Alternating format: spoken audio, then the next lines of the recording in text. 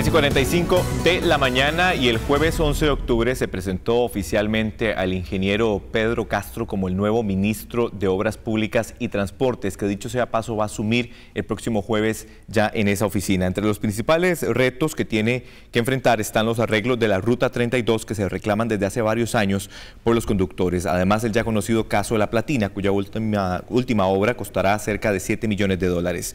Luego, la reparación en los puentes de circunvalación, una de las rutas con más circulación de hecho de autos en el país. Y por último están las reparaciones en la ruta San Carlos, la cual dice se mantendrá al margen de ella, ya que realizó una consultoría para la empresa OAS, que tiene a cargo la concesión de esta vía.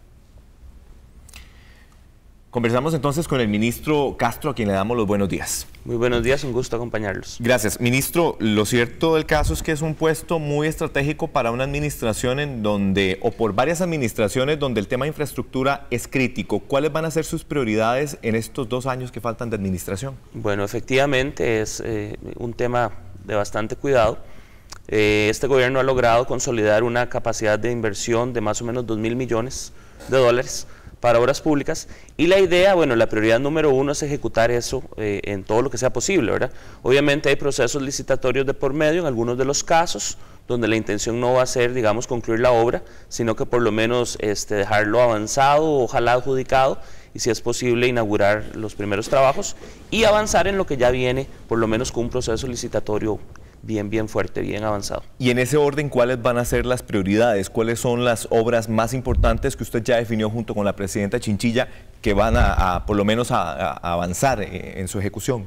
Bueno, la prioridad 1 es la Ruta Nacional 1856, que si bien es cierto, pues no tiene un proceso licitatorio, pero existen mecanismos que podemos utilizar, por ejemplo, la urgencia, donde se pueden contratar obras por omisión de la administración con procesos abreviados, y podemos mantener la vía, que obviamente requiere intervención inmediata, y podemos ir avanzando para que sea una carretera de primer orden.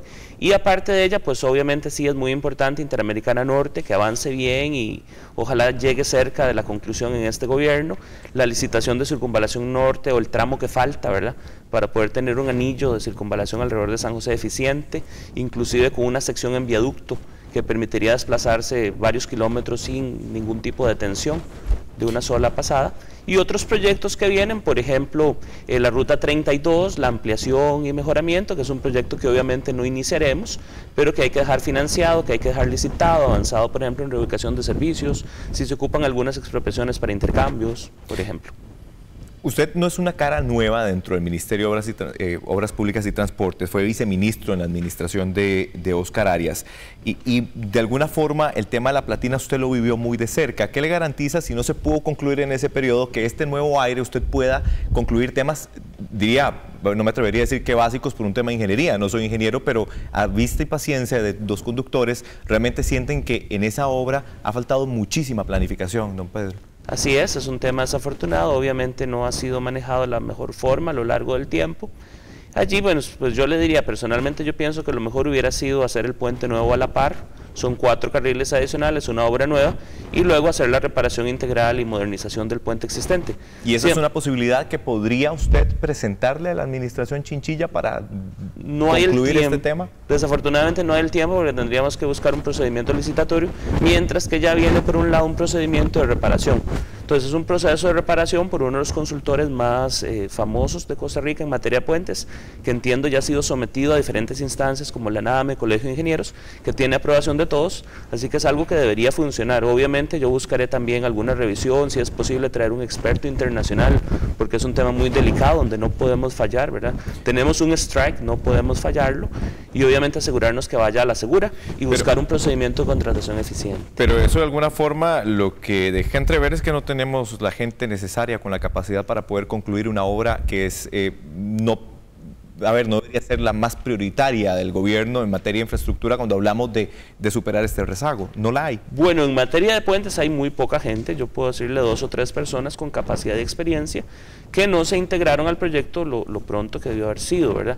Sin embargo, ya las personas con más experiencia han dado su criterio, o sea, es muy probable que sea la solución final, pero como es un tema tan delicado, efectivamente yo haré alguna consulta adicional para tener total certeza de que va a funcionar. Ministro, dice hoy un alto ejecutivo de APM Terminals que viene una entrevista en el periódico La Nación que básicamente en materia de infraestructura prácticamente toda América Latina tiene algún tipo de rezago, incluso habla de Europa también.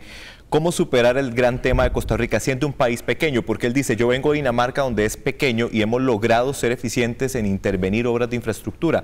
Costa Rica es un país pequeño. ¿Por qué nos cuesta tanto darle mantenimiento y avanzar en la modernización de la infraestructura nacional?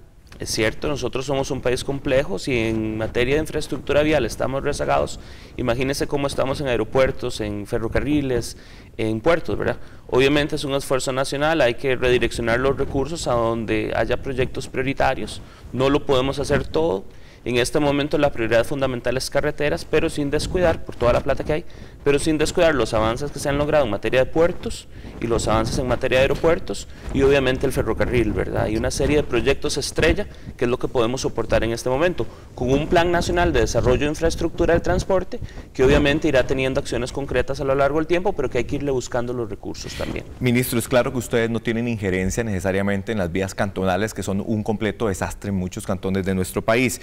Pero también la gente percibe esto o le achaca al gobierno de alguna forma la poca efectividad de reparar un hueco frente a su calle. ¿Cómo lograr que el ministerio de alguna forma intervenga también estos temas que son definitivamente, que afectan también al ciudadano común? Bueno, es cierto, el ministerio tiene mucha más injerencia y recursos para la red vial nacional y competencia directa. En la red vial cantonal los problemas son mucho mayores. Obviamente es una red que tiene 30.000 kilómetros por lo menos, mientras que la nacional son 8.000, es mucho más grande, y la mayoría está en lastre y tierra, hablamos de por lo menos 27.000, de esos 30.000 en lastre y tierra. El ministerio está ayudando como puede, que es conseguir recursos.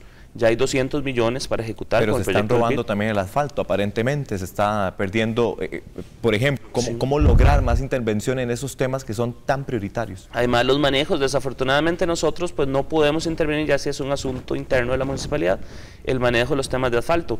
El ministerio precisamente va a perder más competencias porque hay un proyecto de ley de descentralización que más bien les da a los municipios más potestades. Obviamente el ministerio mantendrá alguna rectoría, podremos coordinar con Contraloría, con la NAME para hacer auditorías de ese tipo de cosas, pero sí efectivamente debemos fortalecer los mecanismos de fiscalización, y ya no hablo de ministerio sino a nivel de país, para que efectivamente ese dinero que conseguimos sea bien empleado. Por dicha el BID también tiene injerencia y ellos van a tener algún tipo de supervisión. Y finalmente, ministro, usted asume el jueves ya esta cartera que es compleja. Con respecto a la trocha, ¿cuál va a ser su primera instrucción? Bueno, la señora presidenta me ha dado 15 días para que le dé un plan de acción.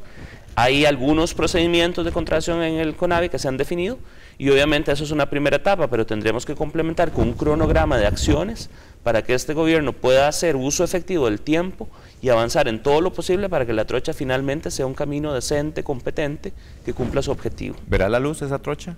No puedo garantizarle que nosotros la terminemos, ¿verdad? Pero haremos todo lo posible. Como no hay una licitación ni siquiera de camino, obviamente la Contraloría nos podrá autorizar algunas obras muy puntuales, no por cantidades exorbitantes, pero vamos a avanzar en la línea, tendremos un norte, una ruta crítica y obviamente un plan para que finalmente, sea en este gobierno o en el próximo, sea un camino competente, totalmente terminado. Este gobierno hará todo lo posible, obviamente avanzaremos todo lo posible, pero es factible que no sea terminado. Pedro Castro, ministro de Obras Públicas y Transportes, agradecemos por esta entrevista hoy en la mañana. Un gusto muy grande.